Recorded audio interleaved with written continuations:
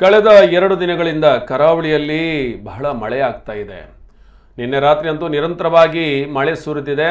ಮಳೆಗಾಲ ಆರಂಭವಾಗುತ್ತಿದ್ದಂತೆ ಇತಿಹಾಸ ಪ್ರಸಿದ್ಧ ಶ್ರೀ ಕಾರಿಂಜೇಶ್ವರನ ಸನ್ನಿಧಿಯ ಬಲಭಾಗದಿಂದ ಬೃಹತ್ ಗಾತ್ರದ ಬಂಡೆಕಲ್ಲೊಂದು ಉರುಳಿ ಕೆಳಗೆ ಬಿದ್ದಿದೆ. ಘಟನೆಯಿಂದ ಕಾರಿಂಜ ರಸ್ತೆಗೆ ಮರ ಉರುಳಿ ಬಿದ್ದು ಕೆಲ ಹೊತ್ತು ಸಂಚಾರಕ್ಕೆ ಅಡಚಣೆಯಾಗಿತ್ತು. ಅರಣ್ಯ ಇಲಾಖೆ ಸಿಬ್ಬಂದಿಗಳು ಹಾಗೂ ಗ್ರಾಮಸ್ಥರ ನೆರವಿನಿಂದ ರಸ್ತೆಯಲ್ಲಿದ್ದ ಮರಗಳನ್ನು ತೆರವು ಮಾಡಲಾಗಿದೆ.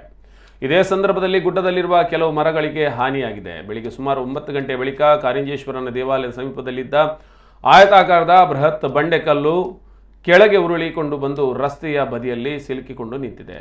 ಕಲ್ಲು ಬಂಡೆ ಉರುಳಿಕೊಂಡು ಬರೋ ವೇಳೆ ಅನೇಕ ಮರಗಳು ನೆರಕುಳಿದರೆ ಇನ್ನು ಕೆಲವು ಮರಗಳಿಗೆ ಹಾನಿಯಾಗಿದೆ. ಕಳೆದ ವರ್ಷ ಬಹಳ ಬೇಸಿಗೆ ಕಾಲದಲ್ಲಿ ಕಾರಿಂಜೇಶ್ವರ ಸನ್ನಿಧಿಯ ಎಡಭಾಗದಲ್ಲಿ ಮಣ್ಣು ಕುಸಿದು ಬಿದ್ದು ಬಳಿಕ ತಡೆಗೋಡೆ ಕಟ್ಟಲಾಗಿತ್ತು. ಕಾರಿಂಜೇಶ್ವರನ ಗುಡ್ಡದಲ್ಲಿ ನಡೆಯುವ ಅಕ್ರಮ ಕಲ್ಲಿನ ಕೋರೆಯ ಪರಿಣಾಮವಾಗಿ ಇಲ್ಲಿ ಕುಸಿತ ಕಂಡಿದೆ ಎಂದು ಆರೋಪಿಸಲಾಗಿದೆ.